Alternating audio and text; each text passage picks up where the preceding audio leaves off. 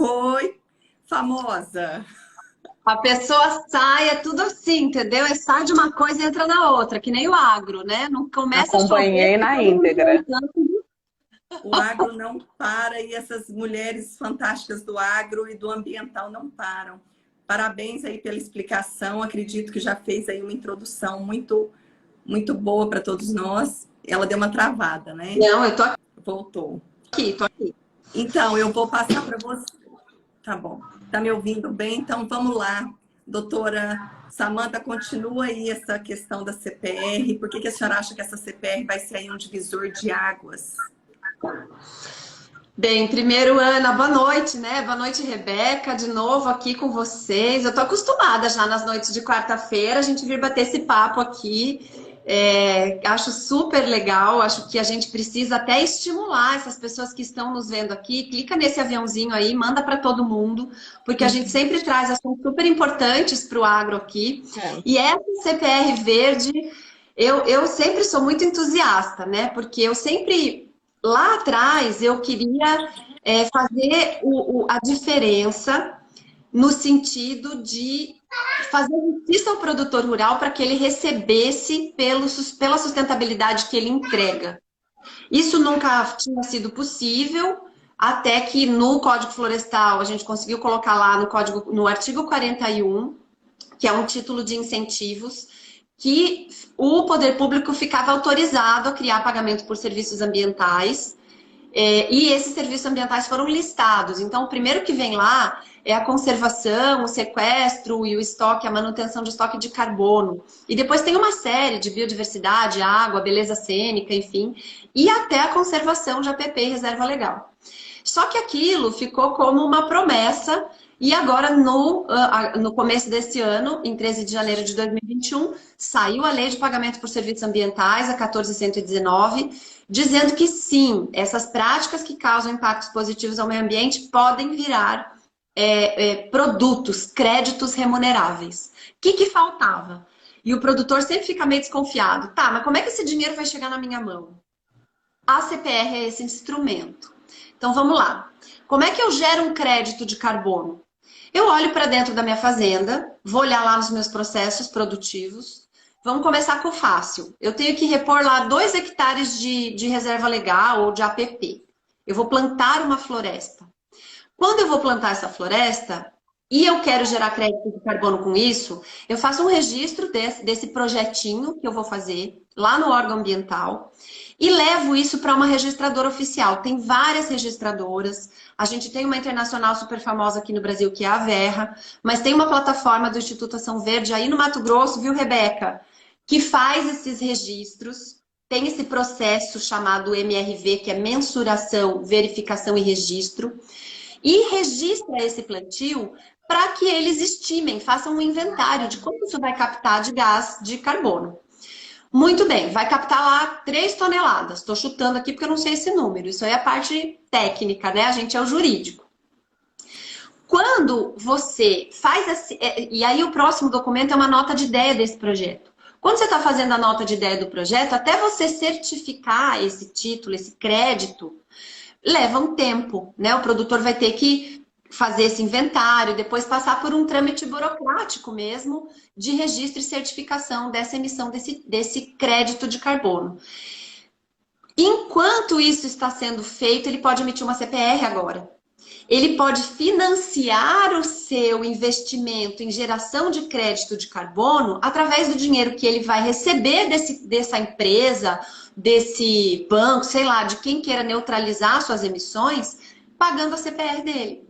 Então, para mim, a CPR é um divisor de águas para o produtor, onde, de fato, a gente vai ver a cor do dinheiro lá dentro da porteira, né? Que era uma coisa muito difícil da gente ver, e que vai instrumentalizar esse mercado aqui dentro. Não sei se fui clara, por favor, meninas, me perguntem. E o que eu acho muito interessante, que a gente não tratou assim, a CPR é um título de crédito, e é o título de crédito que mais é trabalhado no agronegócio pela sua dinamicidade.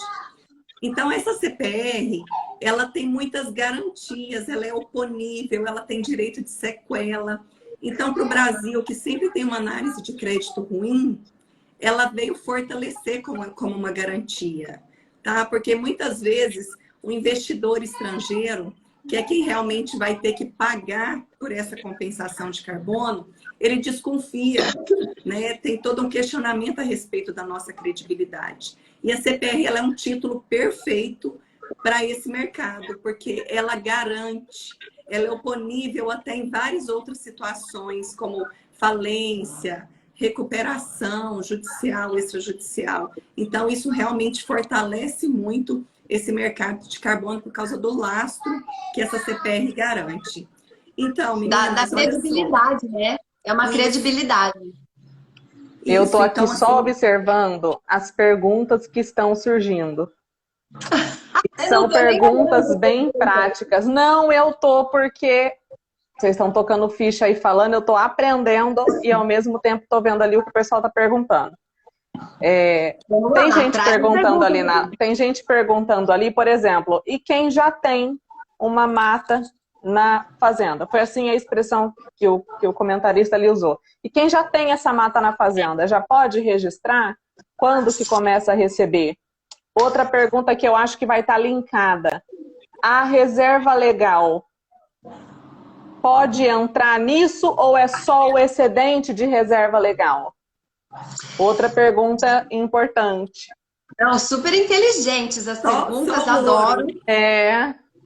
Não, só top, né? A gente só tá com gente inteligente aí participando. Então vamos lá.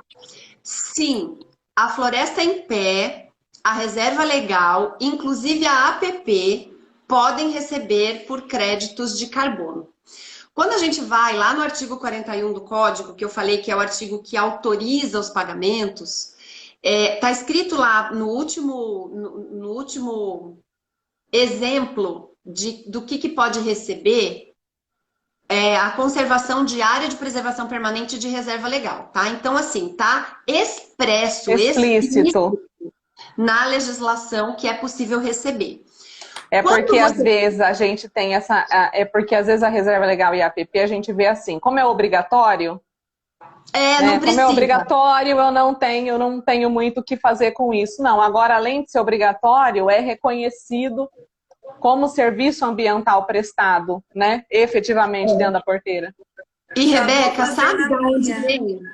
Já vou fazer na minha propriedade. Já vou fazer na minha propriedade. Vamos fazer na sua, Ana, e vamos fazer na da Rebeca, e daí a gente vai vir aqui apresentar os números. Quanto investimos, quanto estamos captando. Acho que isso vai ser uma coisa bem legal. Mas, Rebeca, você sabe de onde vem esse resquício de já que é obrigatório não posso fazer? Lá do protocolo de Kyoto. Eu vou tentar resumir bastante aqui, mas olha só. A primeira vez que se fez assim, a primeira não, né? Mas digamos que o primeiro grande acordo foi Kyoto, na Conferência do Clima, onde todos os países entenderam que existia um perigo de um aquecimento global que ia causar mudanças climáticas. E isso era causado por emissão de gases de efeito estufa, principalmente CO2 e metano. Aí do metano que vem aquela tal da culpa fictícia da pecuária. Já vou falar disso. Pecuária não tem culpa nesse cartório, né? Vamos lá. Quando o protocolo de Kyoto veio e foi regulamentado, ele era o acordo antes do Acordo de Paris, ele trouxe lá no artigo deles que tinha que ter uma adicionalidade, que para ser remunerável, o bem ambiental, o impacto positivo, tinha que ser uma adicionalidade. E aqui no Brasil, ele foi entendido que uma adicionalidade era fazer mais do que a lei exige. O que tirou o brasileiro, porque quem tem reserva legal e APP como obrigação legal é só o Brasil, né? Ninguém mais tem. Então, a gente acabou ficando preterido nesse mercado quando era Kyoto. Quando veio o Acordo de Paris, Brasil mais esperto, 2015, a gente já estava ligado nas coisas, disse, espera aí, deixa esse artigo 6º, que é onde prevê a adicionalidade, que ainda não foi regulamentado, a gente espera que seja regulamentado agora lá em Glasgow. Deixa esse artigo 6º aí de fora, que é o artigo que vai ver qual é a regra de regulamentação do mercado obrigatório de carbono, do mercado oficial de carbono. E vamos deixar esse mercado voluntário que está aí se criando se consolidar. Então, o mercado voluntário se consolidou. As leis brasileiras entenderam que a adicionalidade é a adicionalidade no sentido de tornar o ambiente melhor do que ele era. E isso a PP e Reserva Legal fazem. Muito, muito bem, inclusive, porque áreas de preservação permanente estão em locais ambientalmente super relevantes. Beira de rio, margem de nascente, encosta, que é sujeita à erosão, eles só têm adicionalidade. Então, aí o Brasil efetivamente entrou nesse mercado. Por isso que o pessoal ainda acha que reserva legal e APP não pode. Reserva legal pode, APP pode. A reserva legal é ainda melhor, porque a gente pode fazer um manejo da reserva legal, tirar aqueles espécimes mais velhos, aquela sujeira que não é a espécie nativa, e enriquecer, aprimorar essa floresta, plantando mais árvores, e as florestas plantadas, elas captam mais gases de efeito estufa. Então, a gente captando mais carbono, a gente emite mais crédito. É porque essa impressão também, quando você vem para a Amazônia, né, que a reserva legal alcança índice aí de 80%, é bom tirar mesmo esse mito de que reserva legal e APP não entram nessa contagem, porque senão você torna inviável na cabeça, né, do empresário rural, do produtor, essa possibilidade. E aí já tem gente querendo fazer simulação já. Tem gente querendo fazer simulação. O pessoal está perguntando, não, eu já tenho. Quem eu procuro de cara? Quem eu procuro para ver a viabilidade? Porque tem gente ainda receosa se é viável ou não, quanto de custo envolve ou não. Há uma preocupação no sentido de, tá bom, é legal. É bacana que o meu serviço ambiental prestado seja reconhecido agora financeiramente também. Mas preciso gastar para isso? Preciso investir para fazer isso? Quem eu procuro para fazer uma conta? Se isso é viável para minha propriedade ou não? É uma ótima pergunta, porque você começa a colocar na prática. Então, eu tenho reserva legal e APP. Como que eu começo? Eu tenho 35% porque eu estou lá no Cerrado da Amazônia, por exemplo. Ou eu tenho 80% porque eu estou na Amazônia legal, na Amazônia floresta efetivamente, no bioma. A primeira coisa é o inventário, né? Eu tenho que saber quanto que a minha fazenda, como um todo, com a atividade produtiva e com o que ela conserva, quanto que ela emite e quanto que ela capta. Esse inventário é um inventário de gás de efeito estufa, ele é feito por técnicos. Então tem várias equipe de engenharia. Isso, engenheiros florestais na sua maioria. Existem várias empresas idôneas e tem várias empresas não idôneas também. Muito cuidado, dá um Google antes, né? Pesquisa a empresa, por favor, porque tem muita gente vendendo projeto de papel, que você não acha o lastro, né? Na hora de verificar, lembra do MRV, mensurável, verificável e registrado. A hora do verificável, você não consegue achar onde está aquele lastro. Então, tem empresas sérias, eu sei lá, posso citar aqui a STCP, que é uma empresa de engenharia do Paraná, posso citar Biofílica, posso citar Geofloresta, posso citar, acho que é Sustainable Carbon, que tem são várias empresas e tem muitos engenheiros que têm aí uma reputação muito boa para fazer esse inventário, para saber da sua fazenda quanto que ela emite, quanto que ela capta. Aí, beleza, fez o inventário, tem que gastar sim, tem que investir, vai pagar o inventário. Só que, com a CPR, você consegue financiar isso. Então, você tira do próprio giro do que você vai gerar de crédito, você tira o crédito para você financiar o seu projeto. Olha que maravilha que foi essa CPR, né? Você pode então, de início, o investimento que o produtor faz é um investimento com serviços para avaliar como que a propriedade dele está fazendo isso, né? A quantidade de emissões.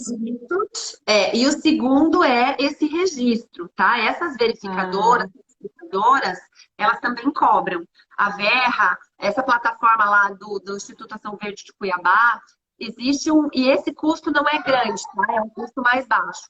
O custo maior é do serviço para verificar, fazer esse inventário de emissão de gás de efeito estufa e para fazer esse projetinho, porque é um projeto que tem um trâmite já, e esse trâmite ele tem regulamentação internacional, a ONU reconhece essas formas de fazer, elas têm um protocolo para que esse crédito possa ser vendável no mundo inteiro. Então, eu vou trazer aqui um exemplo, que todo mundo pergunta, tá, mas e quem que paga essa conta? Vou trazer empresas que estão neutralizando. Carrefour está neutralizando as emissões de toda a sua frota com fazendas. Então, tem fazendeiros recebendo do Carrefour para que eles plantem florestas, só que aí o Carrefour quis que as florestas fossem plantadas. Então, ele achou pessoas que precisassem plantar florestas e financiou para que essas florestas em crescimento neutralizem as emissões da sua frota de empresas. Gazinha é uma empresa de colchões que está fazendo isso. A Vatim é uma empresa brasileira, baiana de cosméticos maravilhosos, aliás, que está neutralizando e mais do que isso, ela começou neutralizando as emissões, aí ela agora trocou as coisas das embalagens, aqueles plásticos, tudo aquilo, trocou tudo por papelão, está trocando as embalagens, fazendo logística reversa. Isso é uma coisa que você, o fazendeiro, tem muito a ganhar, porque ele vai fornecendo tudo isso. Né? A gente tem aí fazendas de algodão que estão se certificando para fornecer algodão para que as indústrias têxteis consigam fazer isso. Então, a gente tem um ciclo. O primeiro gasto é esse inventário, a parte técnica. O segundo gasto é o processo, o trâmite de mensuração, verificação e registro desses créditos. E aí não tem gasto, aí é só alegria, porque a gente vai oferecer esses créditos no mercado. Isso. Agora, é interessante ponderar que para qualquer linha de crédito que vocês vão pleitear aí no Plano Safra, precisa de um projeto. Sempre precisa de um projeto. E aqui, como é uma situação de crédito, de financiamento, ela não é diferente. Eu já recebi uma informação. O pessoal aqui do agro já está habituado. Você sabe Sim. que, na prática, né, a tua intenção é acessar alguma linha de crédito. Não estou nem falando da CPR Verde. Você sabe que você vai arcar com um custo de serviço que é do projetista, o pessoal que te assessora. Você sabe que isso tudo vai ser montado. Para a CPR Verde, seria um mecanismo similar, porém passando primeiro por uma parte técnica que é muito específica para a questão do levantamento, né, ambiental ali de emissões e tudo mais.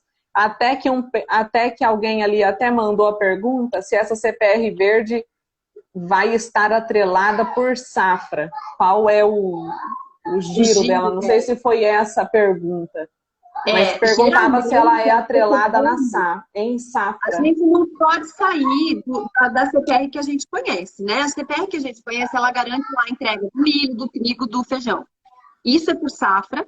E carbono, a gente conta em safras anuais. Porque a compra é feita, a neutralização geralmente é feita anualmente. Então, vai lá, vou trazer o Carrefour de novo. O Carrefour está neutralizando as emissões da sua frota este ano. Quantos caminhões tem? Qual que é o combustível desses caminhões? Quantos quilômetros roda? Faz essa medição de quanto ela emite de gás de efeito de estufa no ano e neutraliza no ano. Então, a CPR vai ser anual e ela vai garantir uma entrega anual de créditos. Porque se for um crédito por plantio direto, por exemplo, a gente falou de floresta, mas esse crédito pode vir de plantio direto, de uso de bioinsumo, de integração lavoura, pecuária, floresta. E isso é anual também. Então, a entrega dos créditos, ela sempre é anual. A regeneração bom de para o solo pessoal e já reforma saber. de pastagem. Reforma de pastagem. Olha só, muita gente fala de duas coisas juntas. Reforma de pastagem e rotação de cultura. Quando a gente faz esse tipo de intervenção, você pode fazer de uma forma... E vamos pensar numa coisa que o agricultor conhece. ABC. Nós temos uma linha no Plano Safra, que é o nosso ABC, que fez 10 anos, que está aí maravilhoso, ganhando prêmios pelo mundo. Quero mandar um abraço para a Mariane Crespolini, lá do Ministério da Agricultura, que trabalha diretamente com isso. É uma pessoa muito competente. Quando a gente fala da agricultura de baixo carbono, se o produtor faz o plantio direto, se ele tem uma técnica de fixação de nitrogênio no solo, onde ele vai precisar usar menos insumo químico, se ele tem uma rotação de cultura, onde depois da cana ele vai plantar um amendoim para melhorar a aeração do solo, ou ele vai colocar uma braquiária que tem uma raiz super profunda, que faz um trabalho de ciclagem de nutrientes diferente. Gente, eu não sou agrônoma, tá? Eu sou advogada, então talvez eu não use as terminologias certas, mas do que a gente enxerga nesse mundo de uso de alternativas mais conservacionistas de plantio, nós temos aqueles que são financiáveis pelo ABC porque eles são mais conservacionistas. Mesma coisa, mesmo raciocínio, a gente vai usar para a CPR. Quando eu for fazer reforma de pastagem, eu vou ver que tipo de pastagem, e aqui eu tenho dois ganhos. Vamos falar da pecuária. A pecuária tem leva duas culpas que já atribuem para ela, né? Primeira, que causa desmatamento por aumento da fronteira agrícola. E a segunda, que o metano, que é um processo de eliminação desse gás de metano pela ruminação do boi, esse metano é um dos gases de efeito estufa. Então tem o gás carbônico e o metano, que são os mais prejudiciais. Quando a gente vai fazer uma renovação de pastagem, se nós observarmos qual tipo de pasto para aquela região é mais adequado, primeiro, para fazer uma conservação de solo, e segundo, para diminuir a emissão de metano pelo rebanho, nós já estamos com práticas conservacionistas remuneráveis. Porque você sai do padrão e você passa para uma prática mais conservacionista. Quando a gente fala do desmatamento, que falam que é para boi, o que acontece? O desmatamento não é que é para boi. O desmatamento é feito pelo grileiro, pelo ladrão de madeira, pelo garimpeiro ilegal, e coloca o gado lá, meia cabeça por hectare, para fingir que estão usando a terra. E aí o pecuarista, que não tem nada a ver com isso, porque ele tem que ter as suas licenças, ele precisa ter toda a sua área legal para o frigorífico comprar o boi dele, ele não pode ter multa, ele não pode ter embargo, ele não pode estar na lista do IBAMA, ele tem um monte de restrições. Então, vamos lá, a gente não precisa esconder os problemas do Brasil. O Brasil tem um grande problema de desmatamento ilegal causado por falta de regularização fundiária e por falta de alternativa de bioeconomia. Que aí, com pagamento por serviço ambiental, a gente vai poder fazer o giro da floresta e vai poder usar essa bioeconomia. Mas essa culpa não é da pecuária, né? Que fique bem claro aqui. Não é mesmo. E eu acho muito interessante esses esclarecimentos, porque a gente está vendo aí o movimento aí no grupo. As perguntas, as questões. A gente está aqui, o nosso papel desse quadro é realmente desmistificar muitas situações e levar para vocês informações úteis da atividade de vocês, para que vocês realmente tenham acesso a uma regularidade ambiental e sejam remunerados também pela preservação de vocês. Doutora Rebeca, eu vou passar aí para a senhora fazer suas ponderações. Não, maravilha, maravilha. Eu acho assim, a gente está saindo de um cenário que é de muita culpabilização, muita criminalização, para entrar num cenário, primeiro, de reconhecimento. O reconhecimento é fundamental. A gente está começando a enxergar um reconhecimento burocrático. O cara externou muito isso naqueles estudos que são tão reveladores, né? A gente tem de dados aí. O mundo rural preserva mais de 218 milhões de hectares no Brasil. Isso é quase um quarto do território nacional. E a média de uso de propriedade rural no Brasil é de 49,5%. Só esses dois dados combinados, eles já dão um panorama de que a maioria dos imóveis rurais produtivos, eles não usam a sua totalidade para produção. Primeiro, por vedação legal. Segundo, por o próprio critério ali de pertinência no negócio. Agora, poder parar de enxergar a obrigatoriedade só como restritiva e começar a obter vantagens financeiras dela, porque é o que importa, não adianta só você impor uma restrição e ela simplesmente não ter vantagem nenhuma. Se for para instituir uma reserva legal de 80% e não me oferecer nada em contrapartida, caramba, se isso não é uma forma de desapropriação, eu não sei o que é, né? Eu sou privado de 80% do meu imóvel, mas ele continua sendo meu e eu tenho que seguir aquilo ali. Não, que isso então tenha pelo menos um respaldo. E um respaldo que não é só um reconhecimento solto, que seja um respaldo financeiro, porque no fim das contas é o que importa, né? Se agora a gente está avançando para esse cenário, maravilha, né? Rendo homenagens às iniciativas que proporcionaram toda essa regulamentação. Então, para o produtor que está muito acostumado a ser tratado como um né, como um criminoso por definição, ele está muito acostumado a ser enxergado dessa forma, de cara é importante ressaltar que essa nova modalidade de CPR não é só para quem faz mais do que a lei exige.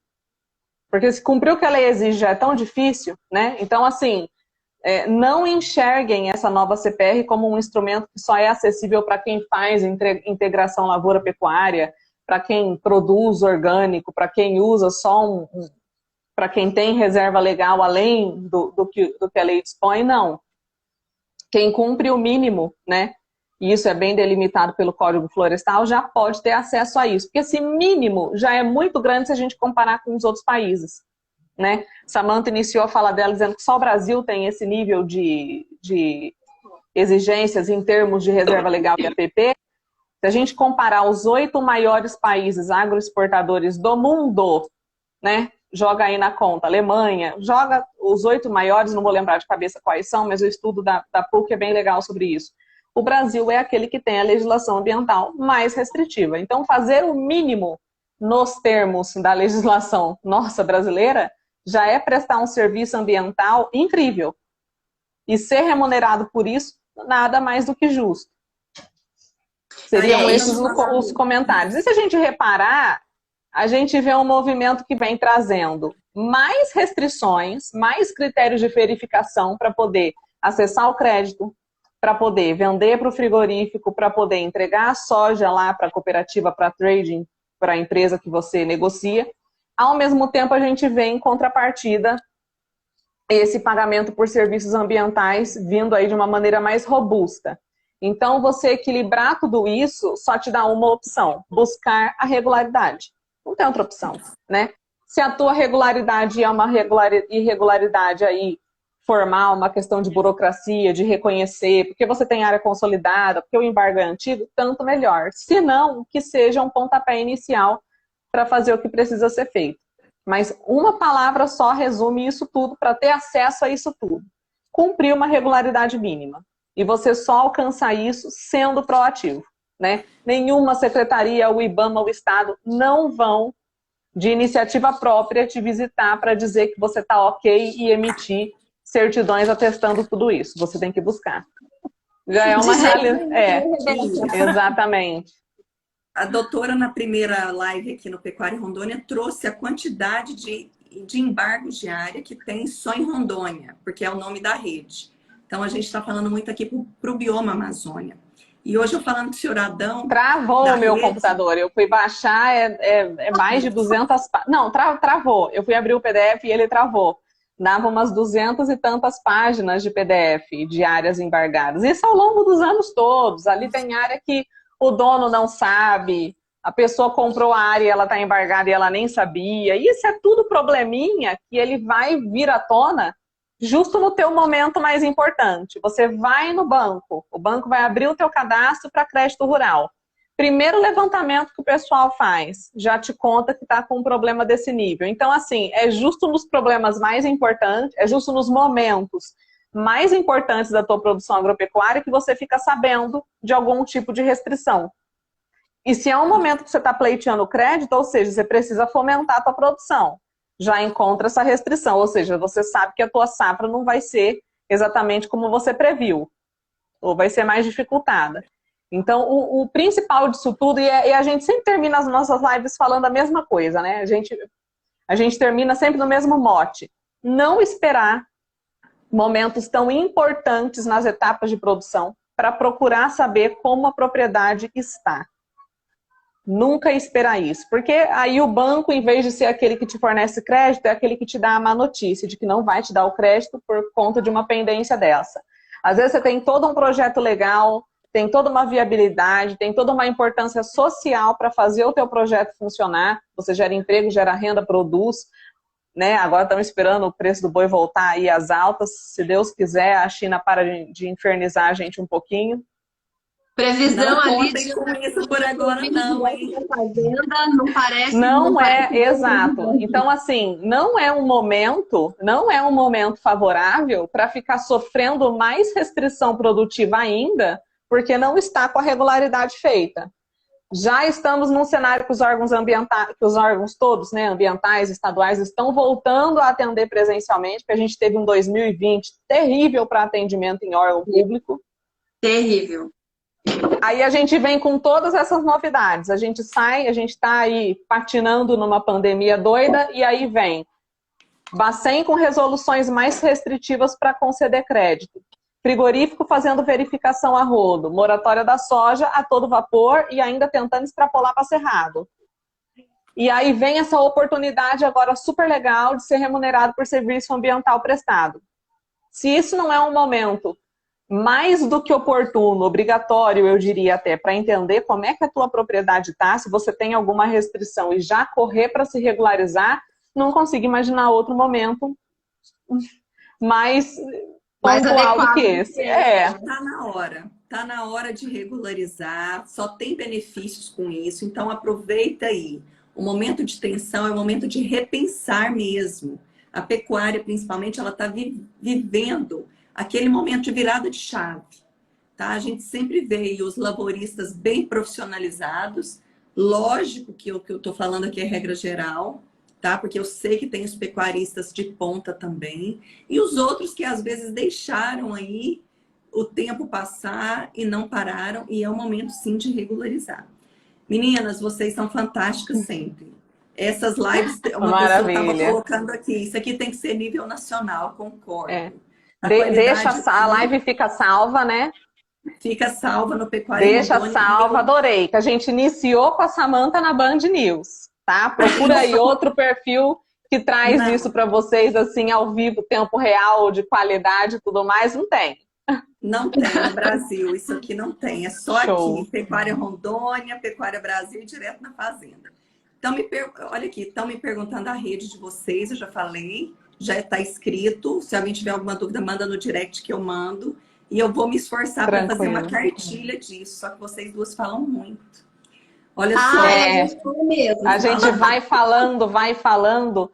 Ao longo da semana, a gente vai reunir certinho os decretos, os pontos a pontos ali, e aí o perfil aqui, Pecuária Rondônia, converte isso em post, né? Com a numeração de decreto, com todos os dados certinho. Estão sendo muitas, as dúvidas estão sendo muitas. Eu vou fazer o seguinte, ó, para a gente fechar aqui. O que eu vou fazer? Eu vou juntar o que o código falou sobre isso, né? Que foi a primeira lei, depois a lei de PSA e depois a CPR verde com, olha só, de bônus para quem estiver aqui, com um fluxograma de como gerar um crédito de carbono.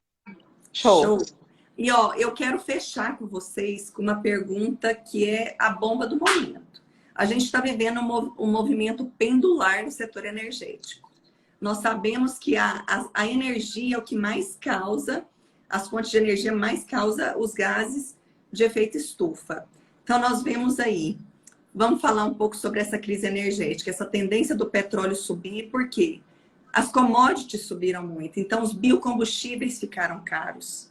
Então, eles estão equalizando isso com o quê? Mais queima de combustíveis fósseis. Tá? Então, estou devolvendo a bomba aí para vocês fazerem essas ponderações sobre essa crise energética mundial atual e se isso vai gerar o quê? Um afrouxamento dessas metas de redução de gás de efeito estufa. Vai haver uma tolerância maior? Quer começar, Rebeca, ou eu começo? Eu não apostaria em afrouxamento nenhum. Voto com o relator. Eu não aposto nunca. Primeiro porque as pautas que são internacionais, elas vêm com uma característica progressista muito forte e elas vêm sempre nessa tônica de mais restrição. E ela vai impondo para países, e isso é complicado para países que estão em desenvolvimento, correr atrás para suprir as metas. Então, afrouxamento eu não apostaria nunca. Eu também não aposto em afrouxamento dessas regras de jeito nenhum. Eu acho que, por mais que equalize os biocombustíveis com combustíveis fósseis, o que a gente vê nos Estados Unidos é o Biden dizendo que não vai liberar licenciamento ambiental de petrolíferas em terras públicas, né, de combustíveis fósseis, nem gás natural, combustível fóssil, carvão, nada. E a gente viu a China, né? Lembrando que os maiores emissores são China e Estados Unidos. A China em primeiro. Então, o Xi Jinping, quando veio ali na abertura da Conferência Geral da ONU, falou que não iria mais usar carvão. O que ele vai usar, a gente não sabe. Mas... Gente, eles não têm para onde correr. Eles não têm para onde correr. A E gente ele veio provocativo, né? Todo empoderado. Exato, dizendo todo bonitão que não vai usar combustível fóssil, que vai diminuir o uso de carvão, que é a base energética da China. Os Estados Unidos falando que não vão mais liberar licenciamentos ambientais de petrolíferas em terras públicas, está uma crise maluca por causa disso. E além disso, ele já dobrou de novo a oferta que ele ia fazer para os países em desenvolvimento desenvolverem uma economia descarbonizada. Então, não acho que vai ter um retrocesso. O preço vai subir e o combustível vai ficar caro e o consumidor vai pagar essa conta. Sorte do Brasil que tem hidrelétricas como base de energia elétrica, biocombustíveis, falando de etanol, de biomassa, e também agora 8.000 quilômetros de costa com vento, podendo gerar energia eólica, e sol o ano inteiro num país tropical, podendo gerar a fotovoltaica solar. Então a gente tem que aproveitar esse momento de crise energética para disparar na frente desses países que não têm o que fazer e que são baseados ainda em uso de combustível fóssil. Nós ainda temos outras opções. Vamos ver como isso se comporta na prática. Mas o custo da energia vai só subir, todos estejam aí preparados, essa tendência de alta mundial, não é um caso Brasil, porque nós estamos aí numa escalada de ausência de matrizes energéticas limpas. Nós não temos o suficiente para ter essa troca de matriz. Então, sobe tudo. Então, todos esperem aí. Petróleo mais alto, óleos vegetais mais altos. E porque no final tudo volta para o ambiental, gente. E não esperem que a arroba do boi suba por agora. Tá bom? Só um recado, Ana, nesse caso. Lembrando que o Plano Safra deste ano trouxe uma linha de crédito para a instalação de energia solar nas propriedades e o produtor tem uma super oportunidade de buscar esse financiamento barato para instalar essa energia e ser independente em energia dentro da sua propriedade.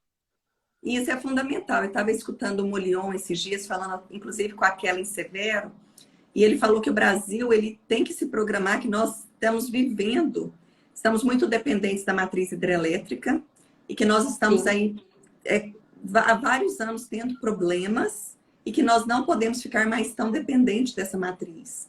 Então, aproveitem mesmo. Quem puder investir aí em energia solar, energia eólica, faça suas contas, porque certamente é um bom investimento. Investir em energia. Meninas, eu agradeço vocês mais uma vez. Foi espetacular. Vamos tentar cartilhar e montar e mandar para todo mundo esse conteúdo que vale ouro e que realmente o produtor, aquele que preserva, vai poder tirar mais fonte de renda e de sustento da sua própria terra com a preservação ambiental. Porque hoje o que nós vemos é o quê? Muita terra ociosa, sem saber ser bem trabalhada, e a pessoa sem dinheiro, um produtor rural sem dinheiro e sem renda. E o produtor rural é como qualquer um que está na cidade. Ele depende do trabalho dele para ter o sustento dele e da família dele. Então, falar em preservação ambiental sem haver comida na mesa, as despesas básicas ali da família, é ilusão, tá bom? Então, eu acho fundamental, é um passo que o produtor rural tem que se inteirar e acessar essas linhas de crédito que estão aí, esses benefícios financeiros pela preservação dele. Muito obrigada mais uma vez. Espero vocês na próxima semana com mais uma bomba. Ficaram algumas dúvidas que não foram respondidas aqui por causa da nossa dinâmica. Agradeço toda a audiência. Mandem no direct, ou do Pecuária _ Rondônia, ou do Direto na Fazenda, ou Samanta Pineda, ou Rebeca e o Cef. E nós vamos estar respondendo todos vocês. Tá bom? Muito obrigada. Com certeza. Tchau, boa noite. Tchau, tchau. Muito obrigada.